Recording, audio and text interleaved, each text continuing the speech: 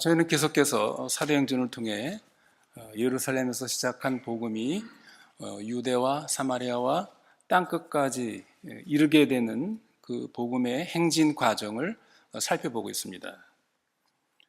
우리가 이 사도행전을 통해서 바울의 이 세 차례 전도 여행의 행적을 보면 방문하는 지역마다 대개는 며칠씩 머무르며 복음을 전도하고 지나갑니다. 그렇지만 두 곳에서는 상당히 긴 기간 동안 머무르며 복음을 전하고 또 교회를 세우고 목회를 하는 이런 것을 우리가 볼 수가 있습니다. 바울이 이 전도 여행의 행적 가운데서 가장 길게 머물렀던 것은 이제 3차 전도 여행 때 에베소에서 약 한 3년 정도 머무르면서 목회를 한 것을 보게 됩니다. 그 다음에 둘째로 길게 머물렀던 것이 오늘 본 사도행전 18장 11절에 보면 고린도에서 1년 6개월 동안 거기에 머무르면서 가르쳤다라고 되어 있습니다. 이렇게 에베소와 고린도에서 바울이 다른 지역과 다르게 오랜 기간 동안 머무르며 말씀을 가르친 이유가 무엇인가? 여러 가지 이유가 있겠지만 그 중에 하나는 아마도 이 두 도시가 선교 전략상 상당히 중요한 위치에 있지 않았나, 이런 것들을 우리가 추정해 볼 수가 있습니다. 저희가 오늘 본문 이 사도행전 19장으로 들어가기 전에 18장에서 다루지 않았던 두 가지 에피소드에 대해서 살펴보겠습니다. 이 바울이 고린도에 머무르며 1년 6개월 동안 복음을 전하며 가르쳤을 때 오늘 그 18장 12절에 보면 이러한 이야기가 기록되어 있습니다. 유대인들이 이 복음을 전하는 바울을 고소한 내용이 나오죠. 보십시오. 18장 12절에 갈리오가 아가야 총독되었을 때 유대인이 일제히 일어나 바울을 대적하여 재판자리로 데리고 와서 유대 사람들이 바울을 총독부로 끌고 와서 고소를 한 것입니다. 당시 이 고린도에 속해 있는 이 아가야 지역, 이 아가야 이 프로방스의 그 총독이 누구라고 되어 있습니까? 로마 총독인 갈리오라고 되어 있습니다. 로마 제국이 식민지를 통치할 때 로마에서 총독을 파견을 하죠. 전에 제가 말씀드린 것처럼 로마가 식민지에 총독을 파견할 때 두 종류의 총독이 있다고 그랬죠. 하나는 뭐라고 그랬습니까? 로마 원로원이 파송하는 민간인 출신이 총독, 프로칸슬이라고 그랬습니다. 문관입니다. 정치인이죠. 또 하나는 로마 황제가 직접 임명해서 파송하는 군인 출신, 군인 총독이었습니다. 프로큘레이터. 대개 이 로마 황제가 파송하는 이 군인 출신의 총독, 그 식민지는 굉장히 까다로운 지역입니다. 이게 로마의 군대가 주둔해서 통치하고 다스리지 않으면 그 치안이 잘 유지될 수 없는 아주 그 까다로운 복잡한 그런 지역에는 직접 군인 총독이 거기에 파견이 돼 있죠. 대표적으로 누가 있었습니까?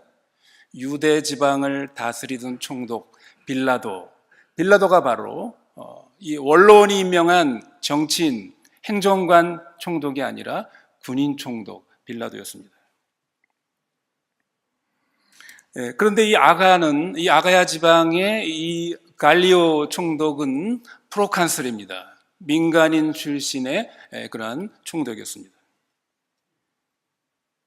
우리가 역사적으로 AD 60년이 되면 네로, 우리가 잘 알고 악명 높은 네로가 로마 황제에 이제 등극하게 됐죠. 이 로마 황제가 돼서 이제 기독교를 극심하게 핍박하게 되는데 이 12절의 이야기는 그 전 약 10년 전의 이야기입니다. 그러니까 AD 51년경입니다. 그때 일어난 일입니다. 이 아가야 지방의 로마 총독이 되었던 이 갈리오는 네로의 스승으로 알려진 로마의 유명한 철학자 세네카가 있죠. 세네카의 형제지간으로 알려져 있습니다. 이 유대 사람들이 바울을 총독부로 끌고 와서 고소한 내용이 무엇입니까?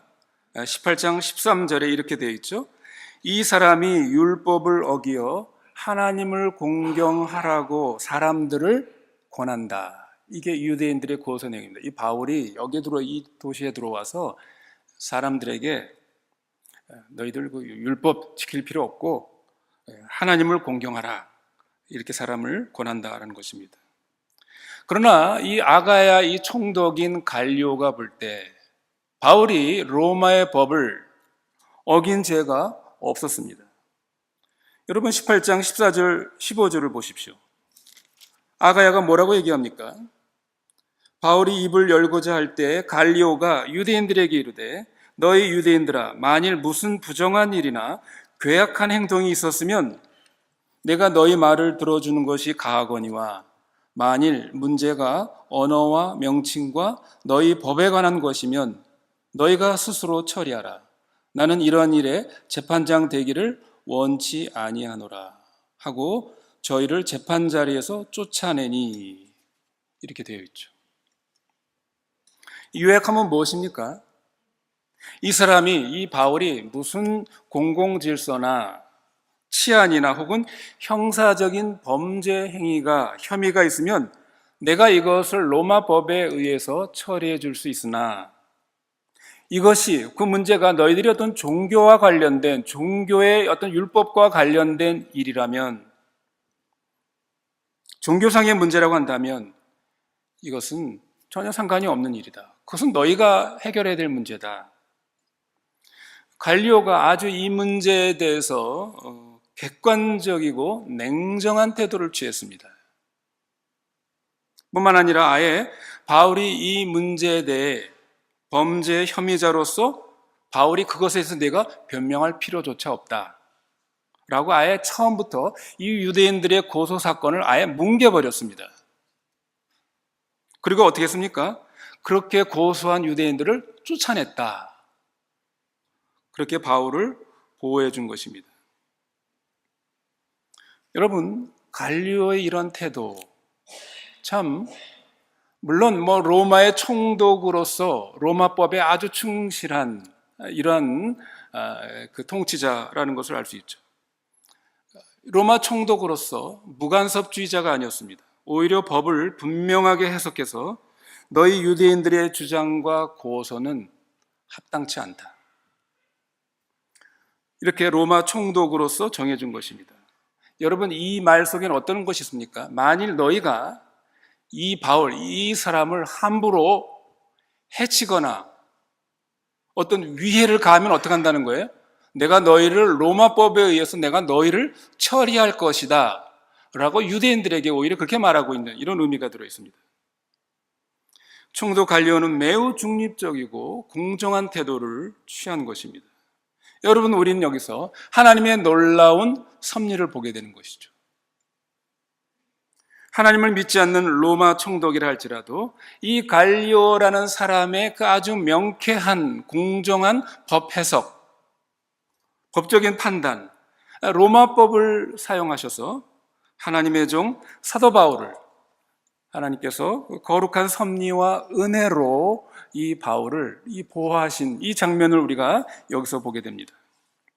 사실 우리가 이 문제를 생각하면 예수님도 거의 비슷한 케이스였습니다. 그렇지 않습니까? 예수님이 로마법을 위반한 사실이 없습니다. 만일 예수님 당시 유대 총독이었던 빌라도가 이 아가의 총독 갈리오 같은 이러한 태도, 이러한 정신을 가지고 있었다고 한다면 예수님을 십자가형에 그렇게 내어주지 않았을 것입니다. 여러분, 그렇지 않습니까? 예수님의 경우도 로마법을 볼 때는 전혀 문제가 없었죠. 그냥 그것은 유대 종교상의 그런 종교적인 문제였습니다. 물론 빌라도도 처음에는 갈리오처럼 생각을 했었죠. 자세히 살펴보니까 이 예수라는 이 자의 그 어떤 문제가, 유대인들이 고소하는 것들이 전혀 로마법에 문제가 없는 것이었습니다. 그러나 이 갈리오와 달리 빌라도는 어떻게 했습니까? 유대 군중들의 협박과 또 자신의 어떤 총독으로서 지위에 대한 불안감 때문에 총독으로서 올바른 판결을 내리지 못했죠.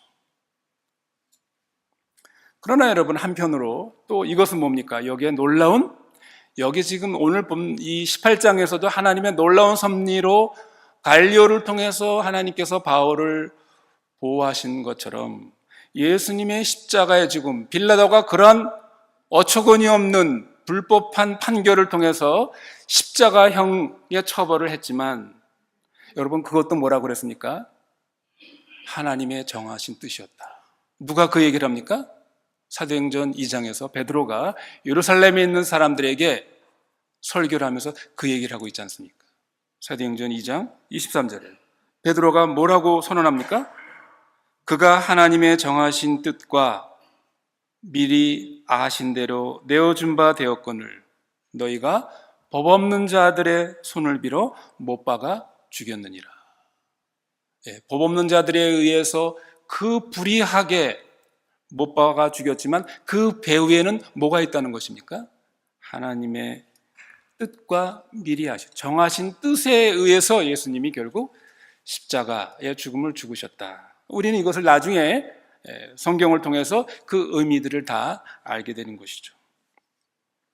우리가 바울의 이 전도 행적에서 볼 수 있는 것처럼 바울은 어떤 때는 돌에 맞아 죽어서 사람들이 성 밖에다 내어버리는 이러한 극심한 핍박을 당했습니다. 그러나 또 어떤 때는 오늘 우리가 지금 보고 있는 것처럼 여기에서는 하나님의 놀라운 섭리에 의해서 갈리오라는 총독에 의해서 바울을 보호하시는 이런 경우를 또한 보게 되는 것이죠. 이 두 가지가 다 하나님의 섭리 가운데서 일어난 일이라는 것입니다. 그러므로 우리가 어떤 어려움을 당할 때 이것은 하나님이 나와 함께 하신 것이 아니구나. 하나님이 나에게 관심이 없구나. 그런 것이 아니라는 것. 이것을 여러분, 우리 그리스도인 신자는 반드시 이것을 생각해야 합니다. 그저 우리가 극적으로 위험에서 벗어날 때만 하나님이 함께 하신 것이고, 우리에게 어떤 어려운 고통과 어떤 시련과 이런 문제가 발생했을 때 이것은 하나님이 모르시거나 나에게 관심이 없고 하나님이 함께 하신 것이 아니구나. 우리는 이렇게 결코 생각해서는 안 된다는 것입니다. 우리가 살아가면서 어떤 경우를 당해도 그것이 나쁜 일이든 좋은 일이든 고통스러운 일이든 기쁜 일이든 우리는 하나님의 보이지 않는 손 안에 있는 하나님의 자녀라는 사실, 이것을 우리는 언제나 믿어야 합니다. 또한 우리를 향하신 하나님의 그 선하심과 인자하심을 우리는 믿어야 합니다. 우리가 잘 아는 바울이 로마서 8장 28절에서 뭐라고 우리에게 위로와 격려를 주고 있습니까? 우리가 알거니와 하나님을 사랑하는 자 곧 그 뜻대로 부르심을 입은 자들에게는 모든 것이 합력하여 선을 이루느니라. 여러분은 우리는 이 이야기를 통해서 이 사실을 명확하게 우리는 알고 깨달아야겠습니다. 그 다음 우리가 사도행전 18장 18절로 21절에 보면 이제 바울의 2차 전도 여행이 마무리되는 장면이 기록되어 있습니다. 바울은 2차 전도 여행의 마지막 도시인 고린도에서 1년 6개월을 머무르면서 복음을 전하죠. 이제 거기에서 출발하여 이제 다시 그가 2차 전도여행을 출발했던 시리아의 안디옥으로 이제 돌아가게 됩니다. 고린도에서 이 시리아 안디옥까지는 약 800마일의 먼 거리입니다. 거기서 배를 타고 떠나게 되는데 바로 가는 것이 아니라 약 한 200마일쯤 와서 잠시 에베소에서 내리게 됩니다. 거기서 신실한 평신도인 아글라와 브리스길라 부부를 에베소에 내려다주고 배가 정박해 있는 동안 유대회당에 들어가서 바울은 또 복음을 전하죠. 예수가 너희들이 그렇게 기다리는 바로 그 메시아다 라는 사실을 그들에게 회당에서 가르치니까 유대인들이 좀 더 머물러서 우리에게 가르쳐달라고 하지만 바울은 거절을 하죠. 내가 나중에 또 와서 너희와 함께 하겠다 그런 약속을 하고 시리아 안독으로 떠나게 됩니다. 여기까지가 바울의 2차 전도 여행의 행적입니다. 그런데 여러분, 우리가 여기서 바울이 떠나기 전에 한 가지 어떤 그 일을 하죠. 어떤 의식을 행합니다. 그것이 18절, 사도행전 18장 18절 하반절에 나와 있습니다. 바울이 일찍 서원이 있으므로, 이 서원이라는 것은 일종의 맹세죠. 예. 하나님 앞에 서원, 어떤 맹세를 했나 봅니다. 내가 하나님 이렇게 하겠습니다. 서원이 있으므로 겐그리아에서 머리를 깎았더라. 겐그리아는 이 고린도 도시의 외항입니다. 그러니까 우리나라로 말하면 서울의 외항이면 뭐 인천 정도 되겠죠. 이 겐그리아는 고린도의 외항. 거기에 이제 떠나기 전에 그 겐그리아에서 머리를 깎았다. 바울이는 머리를 깎고 서원을 다짐한 것입니다. 여러분 생각해 보십시오. 당시에 유대인들이 서원을 할 때 머리를 깎았습니다. 그러면서 하나님 앞에 내가 하나님 앞에 이렇게 맹세합니다, 이렇게 약속합니다, 서원하는 어떤 그런 표시, 상징으로 머리를 깎은 것이죠. 그러나 여러분, 바울이 그 유대인들의 그 전통을 따라서 머리를 깎았다라는 그 의미가 어떤 의미를 가졌습니까? 우리가 바울이 어떤 인물인가를 생각해 보면 이것은 그렇게 우리가 흔히 생각할 수 있는 것은 아닙니다. 우리가 사도행전 앞부분에서 본 것처럼 바울이 어떤 사람입니까? 그 유대주의자들에 대해서, 유대교가 뭐였습니까? 우리가 기독교를 믿는 데 있어서 먼저 뭐라는 거죠? 유대교를 통해서 기독교로 들어와야 된다라는 것이 유대화, 주다이즘의 그들의 그 주장이었습니다. 그래서 너희들이 할례도 받고 율법이 말하는 여러 가지 그런 율법적인 의식들, 뭐 정결 의식, 이런 것들을 너희들이 다 행해야 한다. 이것을 주장하는 것이 유대주의자들이었죠.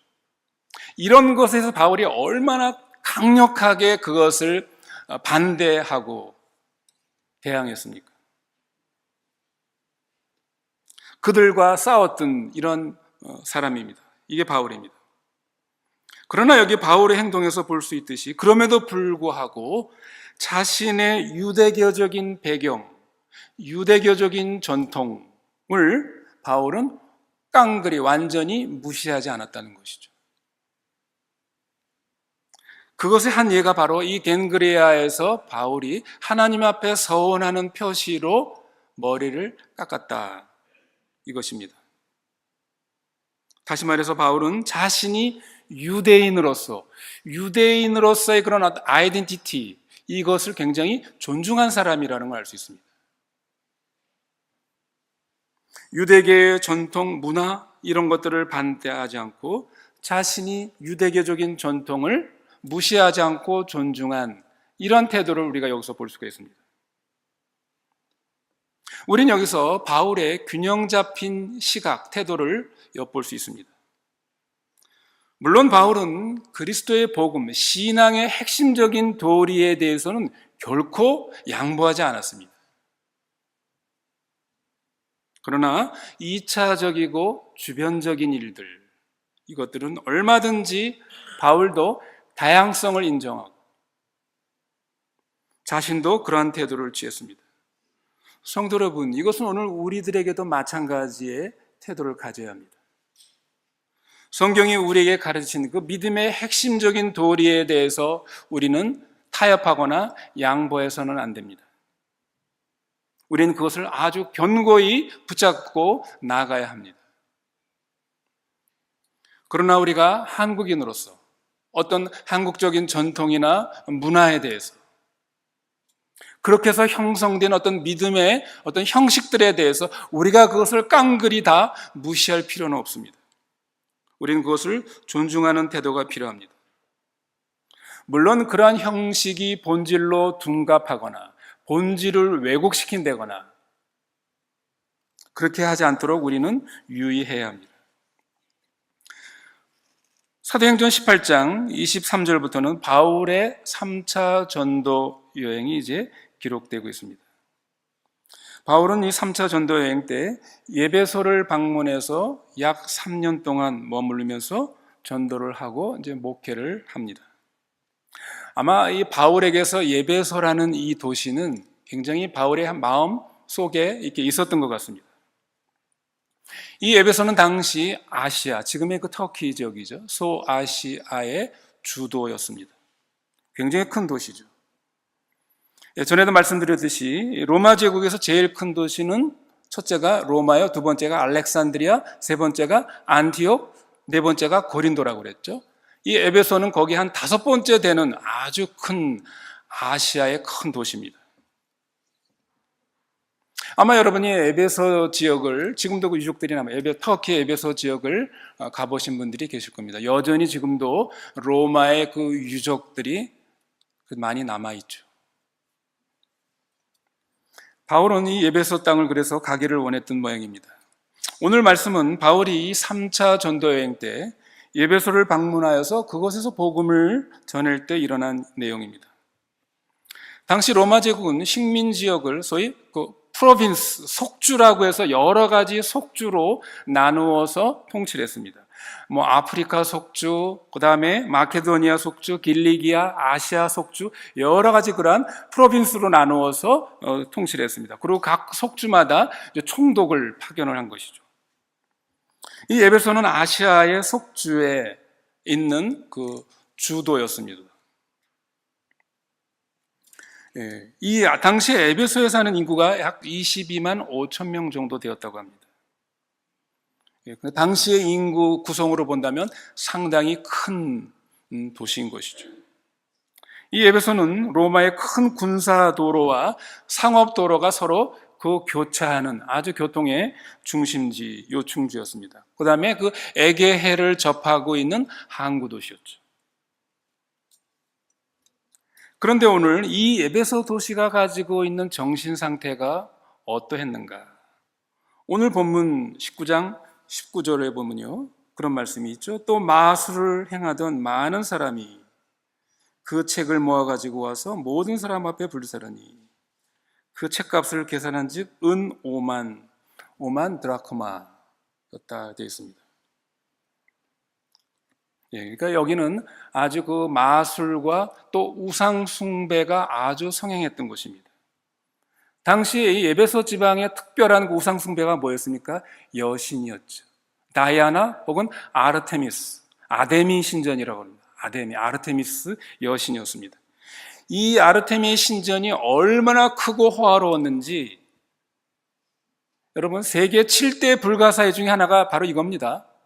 에베소에 있었던 아르테미 신전의 그 규모, 물론 지금은 그건 남아있지는 않습니다. 그 기둥들, 그 터전만 남아있는데 굉장히 했다고 합니다. 그리고 그러한 신전을 순례하는 순례자들과 그 참배자들에게 그 신전과 신상을 그 모형을 만들어서 파는 소위 그 은장색, 은으로 그 세공을 해가지고 그것을 그 순례하는 사람들에게 파는 소위 이 종교 사업, 이 우상 산업이 굉장히 발달해서 이런 거를 만드는 사람들이 굉장한 돈을 벌었습니다. 이것이 뭐라고요? 이것이 바로 에베소 도시의 실상이었습니다. 이런 에베소에 바울이 들어가서 유대인 회당에 복음을 전하는 것입니다. 처음에 석 달 동안 하나님의 나라의 도를 전파하고 권면했습니다. 여기서도 마찬가지로 바울은 유대인 회당에 들어가서 유대인들에게 너희가 기다리는 메시아가 바로 예수다. 너희 다른 데서 메시아를 찾지 말고 바로 이 땅에 오신 예수님, 그분이 바로 메시아, 우리들의 왕이시다. 그분의 너희들은 다스림을 받아야 한다라는 이 복음을 전했습니다. 바울은 두란노라는 학교를 서원을 빌려서 거기서 대략 3년 동안 말씀을 가르쳤습니다. 사도행전 20장 31절에 기록되어 있죠. 오늘 본문의 말씀을 보면 에베소 도시의 중요한 특성이 뭐라고요? 마술을 행하는 사람, 그런 비즈니스와 또 그런 마술의 그거를 사용하는 또 이용하는 사람들이 엄청 많았다는 것이죠. 여러분 여기서 마술을 행했다는 것은 오늘날 우리가 소위 마술사 있지 않습니까? 어떤 그 사람의 눈속임, 트릭을 사용해가지고 어떤 오락적인 일을 하는 이런 의미가 아닙니다. 그런 마술사를 말하는 것이 아닙니다. 당시의 마술이나 어떠한 기술이나 방법을 사용해서 사람이나 국가의 장래 일을 사람들에게 말해주는, 또 어떤 불행이나 어떤 그 복을, 기륭을 알려주는 일종의 종교 행위를 의미하는 것입니다.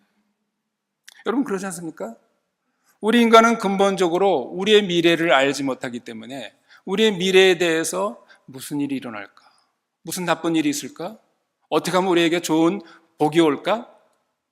이런 것들에 대한 호기심 혹은 불안, 염려, 두려움을 우리가 가지고 있습니다.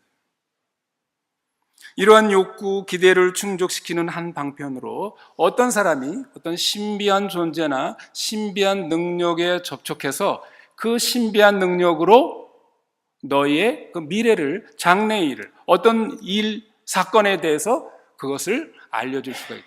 미리 알 수가 있다. 이런 이제 방법들이 나타나는 것이죠. 그래서 점이나 강신술이나 접신이나 무슨 영매 이런 것들, 이것이 그 당시에 다 마술에 속하는 것이었습니다. 그래서 이렇게 미래에 대한 불안, 앞으로 올지 모를 화를 피하고 복을 얻기 바라는 인간의 이런 근본적인 욕구를 충족시키기 위해서 여러 가지 초자연적인 힘과 신통력이 자기에게 마치 있는 것처럼 사람들을 미혹해서 그것을 믿기로 사람들을 끌어모으고 그것을 통해서 어떻게 해요? 여기 은장색처럼 이제 돈을 버는 것입니다. 장사는 마술이 당시 예배소 이 지방에 아주 성행한 것입니다. 여러분 이것은 옛날만이 아니죠. 오늘날도 이런 점치는 이런 것들이 점점 더 사람들이 많아진다고 그러죠. 우리나라도 마찬가지입니다. 심지어 예수를 믿는 신자들도 점을 보러 다니는 사람들이 있다는 그런 말을 듣습니다. 아마 그만큼 이 사람들이 미래에 대해서 불안해하고 두려워하는 것이 아닌가. 물론 오늘날은 많이 사라진 것 같습니다만 과거에 기도를 많이 한다는 사람들 가운데 소위 기도로 예언한다 라는 그런 사람들을 찾아서 많은 사람들이 기도 예언을 받는, 예언 기도를 하고 예언 기도를 받는 이런 일들도 한국의 과거에 성행한 적이 있습니다.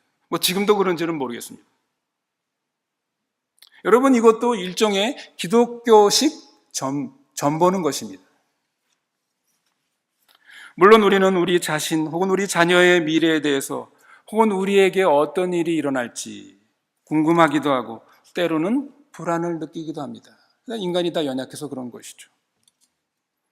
우리가 우리의 미래를 다 볼 수 있고 알 수 있다면 덜 불안하고 덜 염려스러울 텐데 라고 우리는 생각합니다. 그러나 성도 여러분, 우리 그리스도인은 분명히 이것을 정리해야 합니다. 전도서의 지혜자는 전도서 8장 7절에 이렇게 말하고 있죠. 사람이 장래일을 알지 못하나니 장래일을 가르칠 자가 누구이랴. 사람이 장래일을 안다고 그랬습니까? 모른다고 그랬습니까? 장래일을 모르는 것이 당연하다. 전도서의 지혜자는 그렇게 말합니다. 왜 그렇습니까? 하나님이 하시는 일을 사람들로 하여금 알 수 없게 만드셨다는 것이죠. 그러니까 장래일을 알면 그건 하나님인 것입니다. 그렇지 않습니까? 그러나 인간이 죄를 짓고 타락한 이후에 장래일을 알기 원하는 심정이 인간의 하나의 아주 강렬한 소망으로, 욕망으로 늘 지배하게 되는 것입니다. 왜 그렇습니까? 그 이유는 분명하죠. 왜 그런 강렬한 욕망이 생겼습니까? 타락한 이후에. 그것은 바로 인간이 자기 스스로 인생의 주인이 되기로 선언했기 때문입니다. 근데 놀랍게도 역설적으로 자기가 하나님이 내 주인이 되는 것을 거부하고 자신이 내 인생의 주인이라고 독립선언을 한 그것은 역설적으로 그 마음 깊은 곳에 불안과 두려움, 염려가 자리 잡기 시작하는 것입니다. 여러분 생각해 보십시오. 인간이 만약 타락하기 이전이라고 하면 어땠을 것 같습니까?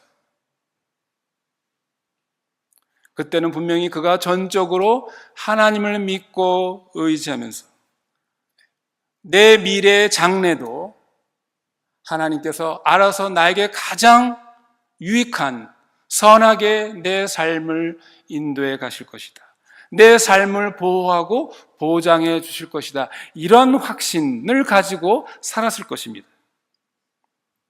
그러한 안전감을 가지고 살기 때문에 미래에 대한 두려움이나 염려나 걱정 이런 것을 갖지 않았을 것입니다.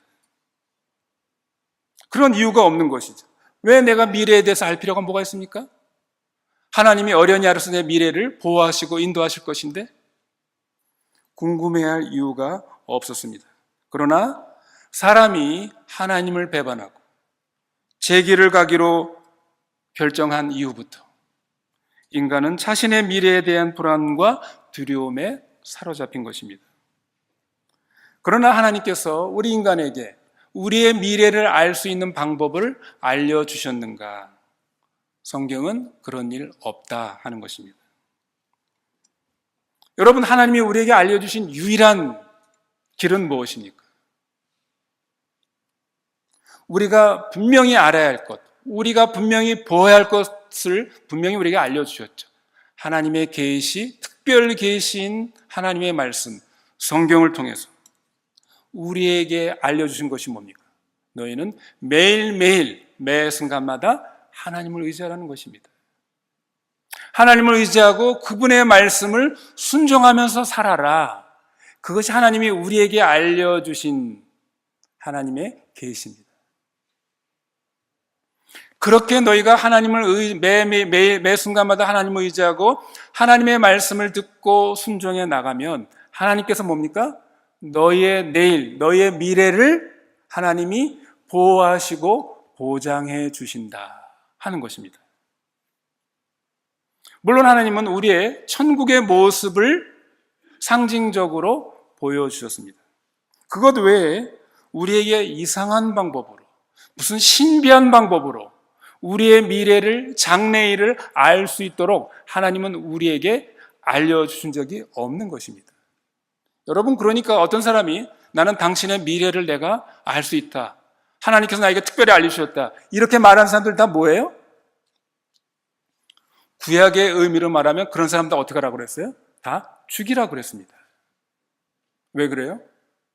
그가 하나님을 대신하는 것입니다. 자신이 하나님이 되는 것입니다. 그렇죠? 하나님만이 미래를 아는데 자기가 너에게 미래를 알려주겠다. 예, 이것은 정말 참남한 죄입니다. 그래서 신명기에서는 그런 자들을 죽이라라고 아주 무섭게 말씀하신 것이죠. 특히 신명기 13장 1절로 5절에 보면 꿈이나 이적이나 기사로, 꿈이나 어떤 기적, 초월적인 무슨 어떤 방식으로 너의 미래의 일을 보여주거나 알려준다라는 그러한 선지자나 혹은 꿈꾸는 자가 있으면 그를 죽이라고 그랬습니다. 심지어 거기서 뭐라고 말하냐면 그 기적이나 꿈이 이루어진다 할지라도, 이게 여러분 무서운 말입니다. 예? 어떤 선지자나 어떤 기도 많이 하는 사람이 한 그 꿈이나 무엇이 심지어 말한 대로 그 기적이 실제로 이루어졌다 할지라도 그 사람을 죽이라고 그랬습니다. 왜 그렇습니까? 말씀드린 것처럼 자신이 하나님 행세를 하기 때문입니다.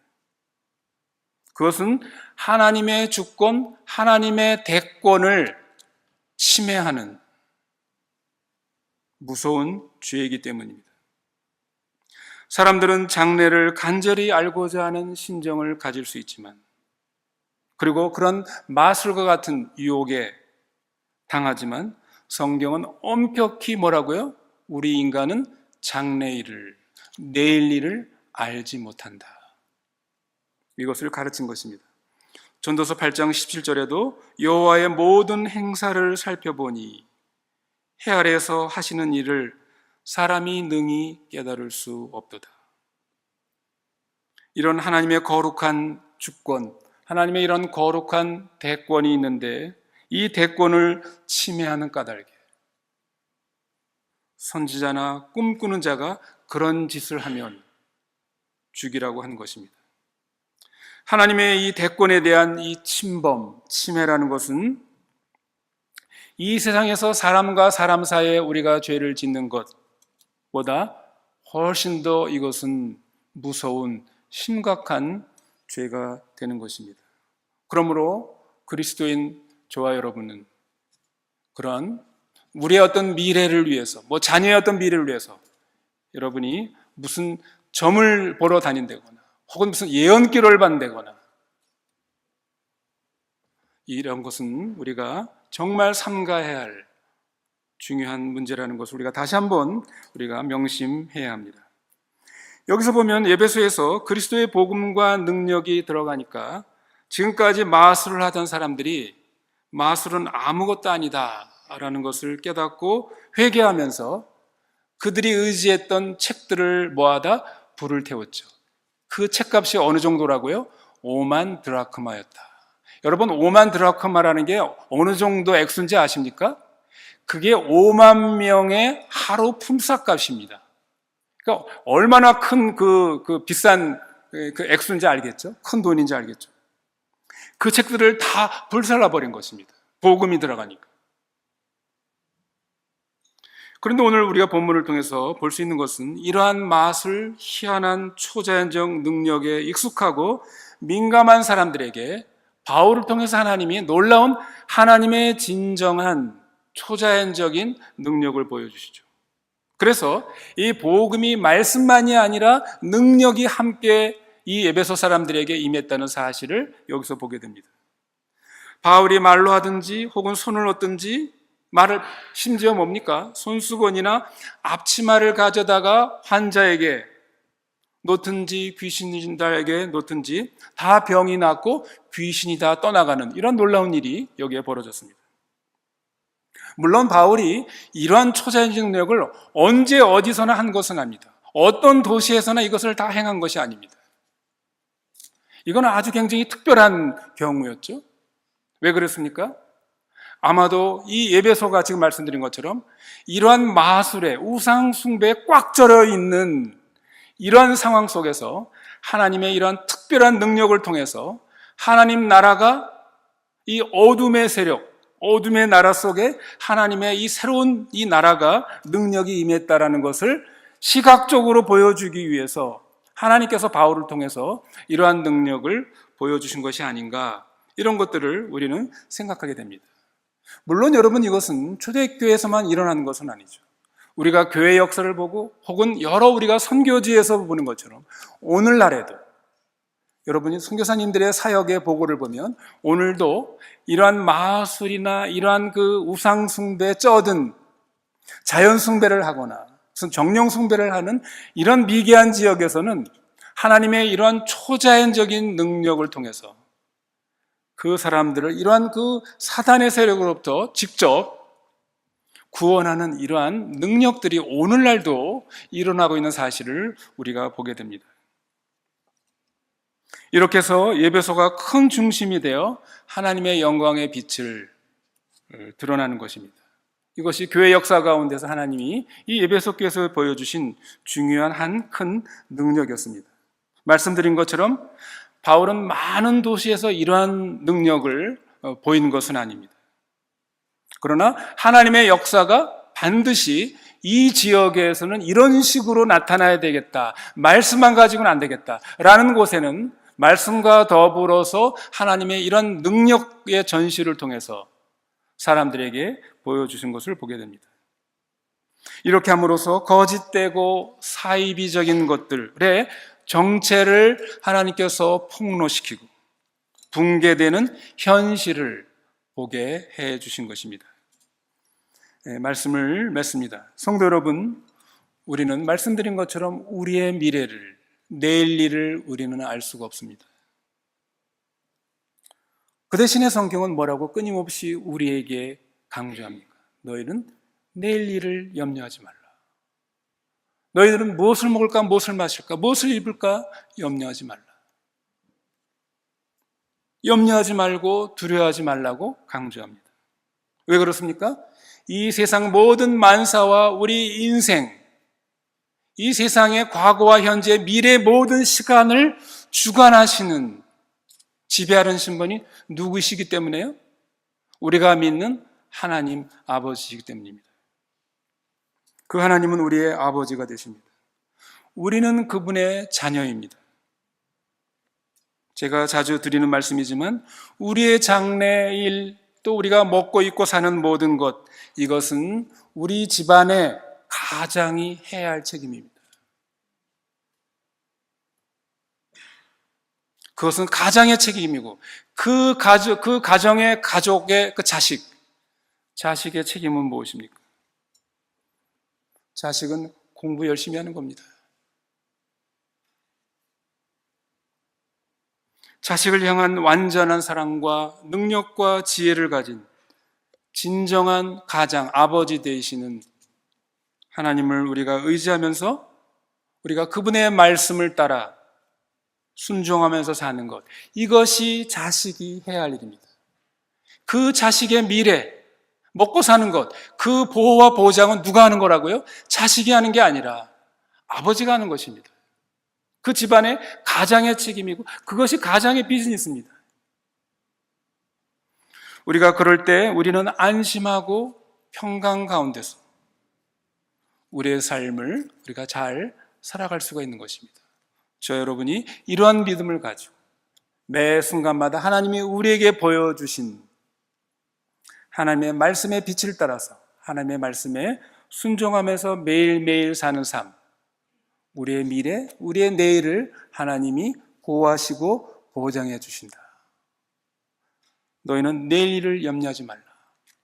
하나님의 약속입니다. 하나님의 약속을 믿고 그렇게 살아가는 저와 여러분이 되시기를 바랍니다.